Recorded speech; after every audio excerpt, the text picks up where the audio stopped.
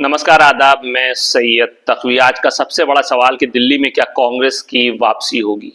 दिल्ली जो भारतीय सियासत का एक सबसे अहम केंद्र और बिंदु है और यहाँ की राजनीतिक परिस्थितियां हमेशा देश के रुख को प्रभावित करती हैं। दिल्ली में कांग्रेस पार्टी का प्रभाव कभी बहुत ज्यादा मजबूत था, लेकिन पिछले कुछ वर्षों में कांग्रेस पार्टी की जो पोजीशन है वो खराब होती चली गई, लगातार उसमें गिरावट आई है। हम आज के इस एपिसोड में यही जानने की कोशिश करेंगे क्या दिल्ली में कांग्रेस पार्टी की वापसी मुमकिन है और इसके लिए पार्टी को किन किन चुनौतियों का सामना करना पड़ेगा। कांग्रेस पार्टी का दिल्ली में एक बहुत ही शानदार और गौरवपूर्ण इतिहास रहा है। दिल्ली में 1960 के दशक से लेकर के 1990 के दशक के अंत तक कांग्रेस ने लगभग लगातार वहां की सत्ता पर कब्जा किया और हुकूमत की। उस वक्त के प्रधानमंत्री इंदिरा गांधी और राजीव गांधी की लोकप्रियता ने कांग्रेस को दिल्ली में बहुत मजबूती के साथ कदम जमाने का मौका दिया और कांग्रेस पार्टी मजबूती से वहां स्थापित हुई। दिल्ली में कांग्रेस पार्टी के शासन का यह दौर खास तौर से शहरी विकास, बुनियादी ढांचे के निर्माण और सामाजिक कल्याण योजनाओं के लिए हमेशा याद किया जाता है। 2000 के दशक के आखिर में कांग्रेस की स्थिति दिल्ली में कमजोर होती चली गई। 2013 में दिल्ली विधानसभा चुनाव में कांग्रेस को हार का सामना करना पड़ा और दिल्ली की सत्ता से कांग्रेस पार्टी बाहर हो गई। 2013 में आम आदमी पार्टी जब उभरी तो उससे कांग्रेस की मुश्किलें बढ़ती चली गई और 2015 के विधानसभा चुनाव में आम आदमी पार्टी ने जब शानदार जीत हासिल की और दिल्ली की राजनीति में कांग्रेस का प्रभाव और कम होता चला गया। कांग्रेस पार्टी की कमजोरी के कारण खास तौर से पार्टी के अंदर लीडरशिप का संकट, डिसीजन लेने की प्रॉब्लम्स और साथ ही साथ भाजपा और आम आदमी पार्टी जैसी विपक्षी पार्टियां जो मजबूती के साथ उभर कर सामने आई थी, ये भी एक बहुत बड़ी वजह थी। इसके अलावा दिल्ली की जनता ने कांग्रेस पार्टी को भ्रष्टाचार, घोटालों और खराब प्रशासन के लिए जिम्मेदार ठहराया। पार्टी की छवि को धक्का तब भी लगा जब लोकसभा और विधानसभा चुनाव में उसे भारी हार का सामना करना पड़ा। आज दिल्ली में कांग्रेस की वापसी के रास्ते में सबसे बड़ी चुनौती अगर कोई है वो आम आदमी पार्टी और भारतीय जनता पार्टी का मजबूत प्रभाव है। आम आदमी पार्टी दिल्ली की राजनीति में एक नई दिशा दी है। अरविंद केजरीवाल की अगुवाई में आम आदमी पार्टी ने 2015 में दिल्ली विधानसभा चुनाव में बहुत बड़ी जीत हासिल की थी। पार्टी ने साफ सुथरी सियासत की, उसके अलावा शिक्षा, स्वास्थ्य सेवाओं, पानी, बिजली जैसे मुद्दों पर जोर दिया जो दिल्ली की जनता के लिए एक नई चीज थे, एक अट्रैक्शन था। और पार्टी के काम करने का जो तरीका था उसने जनता में आम आदमी पार्टी की एक मजबूत पहचान दिलाई और इसकी वजह से भी कांग्रेस के लिए दिल्ली की सियासत में जगह बनाना मुश्किल हो गया। वहीं दूसरी तरफ भारतीय जनता पार्टी लगातार दिल्ली में मजबूत होती गई और उसने केंद्र में सरकार बनाई और जाहिर सी बात है जब केंद्र में सरकार होती है तो कहीं ना कहीं उसका असर राज्य के चुनाव या उसकी सरकार पर भी पड़ता है। इसके अलावा भाजपा का जो राष्ट्रीय नेटवर्क है और उसका जो संगठन है ये कहीं ना कहीं कांग्रेस पार्टी के लिए एक बहुत बड़ी चुनौती बनता चला गया। भाजपा ने चुनावी रणनीतियां बनाई और काफी मजबूती के साथ उसका प्रचार और प्रसार करके खुद को दिल्ली में स्थापित किया, जिसके लिए कांग्रेस का संघर्ष बढ़ता चला गया। इसके अलावा कांग्रेस की वापसी के लिए चुनौतियों में बहुत बड़ी जो चीज है वो है कांग्रेस के लिए दिल्ली में वापसी करना इतना आसान नहीं है, क्योंकि इसके लिए दो पार्टियां एक तो सामने आम आदमी पार्टी और भाजपा, लेकिन इसके साथ ही साथ कांग्रेस पार्टी को कहीं ना कहीं बड़े बदलाव से गुजरना पड़ेगा।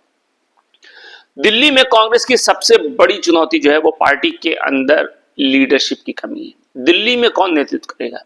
पार्टी के पुराने नेता जो दिल्ली में कांग्रेस के शेर माने जाते थे अब वो ज्यादा एक्टिव दिखाई नहीं दे रहे हैं और जो नई जनरेशन है उनका जो नेतृत्व, उनकी लीडरशिप जो है वो भी कहीं नजर नहीं आ रही।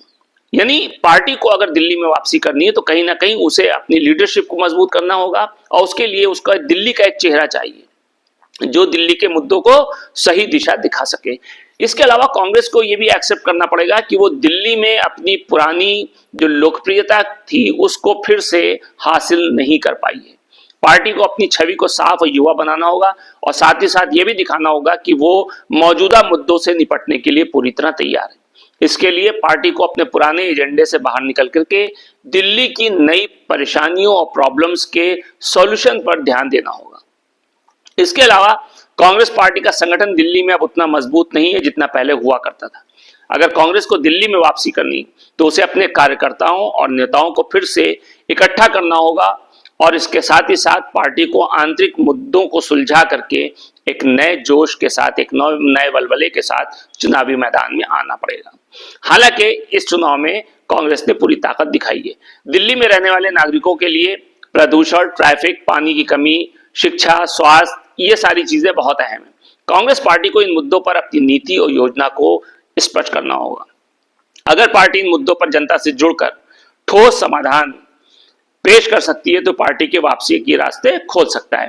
कांग्रेस को यह भी दिखाना होगा कि आम आदमी पार्टी की तर्ज पर नहीं चल रही, बल्कि उसके अपने विचार हैं, अच्छे विचार हैं, बल्कि उनको लागू करने की क्षमता भी रखती है, ताकत भी रखती है और साथ ही साथ दिल्ली की जनता से सीधे जुड़ करके उनके मुद्दों को हल करने की दिशा में काम भी करना होगा। हालांकि दिल्ली में कांग्रेस की वापसी के लिए बहुत सारी कठिनाइयां हैं, लेकिन ऐसा मुमकिन है अगर कांग्रेस अपनी रणनीति में बदलाव करती है और आने वाले चुनाव में अपनी स्थिति को मजबूत कर सकती है। तो इसके लिए कांग्रेस को अपनी कार्यशैली में भी बदलाव करना होगा और साथ ही साथ जनता के बीच एक विश्वास और उम्मीद का माहौल भी उसे बनाना होगा। दिल्ली में कांग्रेस की वापसी के लिए रास्ते जरूर कठिन है, लेकिन नामुमकिन नहीं।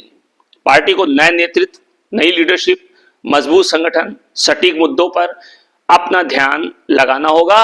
अगर कांग्रेस अपनी रणनीति में बदलाव करती है तो कहीं ना कहीं उसको आने वाले चुनाव में फायदा मिल सकता है। और सिर्फ दिल्ली की बात नहीं हो रही है, इसके बाद भी आने वाले समय में जहां जहां चुनाव होने वाले हैं उन सब जगहों पे कहीं ना कहीं कांग्रेस को फायदा मिल सकता है, क्योंकि कांग्रेस पार्टी काफी पिछड़ती चली गई है। अब सवाल यह है, भले ही इसके लिए कांग्रेस को कड़ी मेहनत करनी पड़े, अब सवाल यह है कि राहुल गांधी का दिल्ली में राजनीतिक भविष्य क्या है। क्योंकि राहुल गांधी ने दिल्ली की राजनीति में जम के प्रचार किया। हालांकि उनकी कुछ तबीयत खराब थी जिसकी वजह से वो कुछ जगहों पे नहीं पहुंच पाए, लेकिन फिर भी वो आखिर में दिल्ली पहुंचे और उन्होंने जा करके कांग्रेस को जिंदा करने की पूरी कोशिश की। राहुल गांधी का जो दिल्ली में राजनीतिक भविष्य है वो कई चीजों के ऊपर डिपेंड करता है, जिनमें सबसे पहले कि उनके काम करने का तरीका, उनका जो लीडरशिप एबिलिटी और साथ ही साथ जो कांग्रेस पार्टी है उनकी रणनीति क्या है, यानी कि क्या उनका प्लान है, ये सबसे ज्यादा इंपॉर्टेंट है। क्योंकि दिल्ली भारत की राजधानी और राजनीतिक दृष्टि से अत्यंत इंपॉर्टेंट स्टेट है,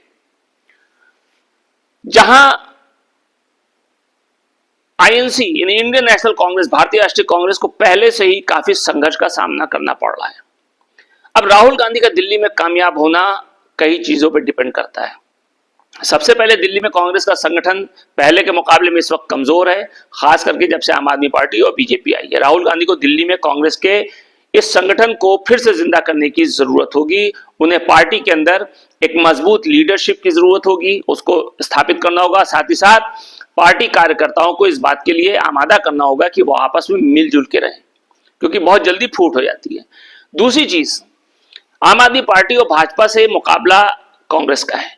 दिल्ली में कांग्रेस का मुकाबला इन दोनों से है। इन दोनों पार्टियों ने दिल्ली में अपनी मजबूत पकड़ बना रखी है, खास करके अरविंद केजरीवाल वाली आम आदमी पार्टी, जिसने दिल्ली विधानसभा चुनाव में लगातार शानदार प्रदर्शन किया।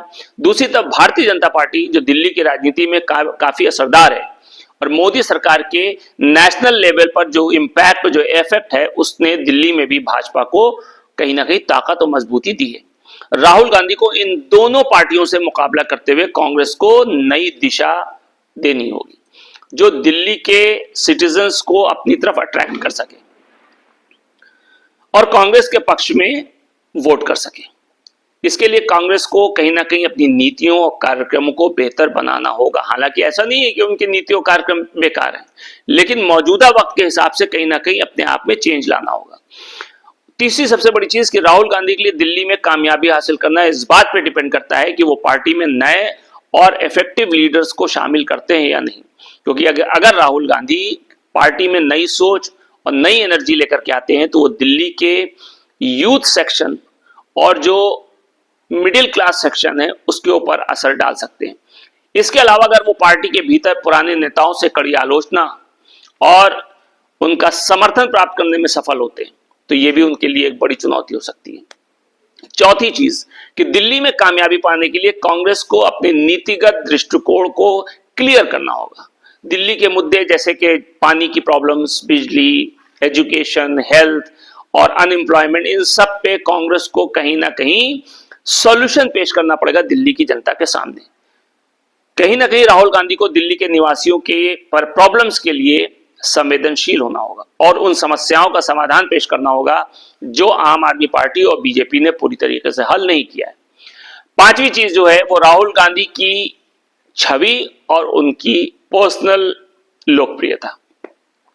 राहुल गांधी की व्यक्तिगत छवि भी उनके दिल्ली में कामयाब होने के लिए सबसे ज्यादा इंपॉर्टेंट है, क्योंकि उनकी लीडरशिप कैसी है, उनका कन्वर्सेशन कैसा है, पब्लिक के साथ उनका इंटरेक्शन कैसा है, ये सब चीजें सबसे ज्यादा इंपॉर्टेंट होगी और उन्हें अपनी छवि को सुधारने की जरूरत हो सकती है, क्योंकि कांग्रेस और राहुल गांधी की आलोचनाएं अक्सर उन्हें सत्ता में वापस लाने के रास्ते में रुकावट डालती हैं। राहुल गांधी को कहीं ना कहीं अपनी राजनीतिक रणनीति में बदलाव करना होगा ताकि वो दिल्ली के लोगों के साथ जुड़ सके और अपनी पार्टी को फिर से एक ताकतवर स्थिति में ला सके।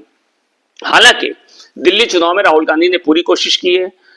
राहुल गांधी लगातार केजरीवाल और भारतीय जनता पार्टी पर हमलावर भी हो रहे हैं, लेकिन जिस तरीके से सियासत की जा रही है भाजपा और आम आदमी पार्टी के नेताओं के द्वारा, वो कहीं ना कहीं अच्छे निशान नहीं है, क्योंकि जिस तरीके से भारतीय जनता पार्टी के नेताओं की जबान और लैंग्वेज खराब होती है, वो एक दूसरे को जो है वो गलत शब्दों के साथ संबोधित करते हैं, वो पूरी तरीके से इंसानियत के खिलाफ है। आज ही टेलीविजन पे जो न्यूज सुन रहा था उसमें कई बड़े बड़े उच्च पदों पे बैठे हुए भाजपा के नेताओं ने केजरीवाल को कहीं झूठा कहा, कहीं चोर कहा। इस तरीके के शब्द किसी प्रदेश के पूर्व मुख्यमंत्री के लिए इस्तेमाल करना राजनीति के लिए सेहतमंद नहीं है। कहीं ना कहीं सोचना चाहिए कि हम राजनीति क्यों कर रहे हैं, क्योंकि इंसान की मदद की जा सके और देश के नागरिकों की मदद की जा सके। हम एक दूसरे के ऊपर इल्जाम लगाने के लिए, इल्जाम तराशी करने के लिए नेतागिरी या पॉलिटिक्स नहीं कर रहे हैं। और देश तभी सुधरेगा जब हर पार्टी का नेता दूसरी पार्टी के नेताओं की इज्जत करेगा। लेकिन आज तो ऐसा हो गया है कि लगता ही नहीं है कि पढ़े लिखे राजनेता, ऐसा लगता है कि कहीं सड़क छाप लोगों को पकड़ करके बैठा दिया गया है और वो अपनी अपनी जबानें जो चला रहे हैं, जो राजनीति की दृष्टि से कहीं से भी देश के लिए फायदेमंद नहीं है। इसलिए सभी को ये सोचना चाहिए कि ऐसा काम करें जिससे देश आगे बढ़े। एक दूसरे ऊपर इल्जाम लगाने से देश के व्यक्तियों की, देश के नागरिकों की समस्याओं का हल नहीं होगा। नमस्कार।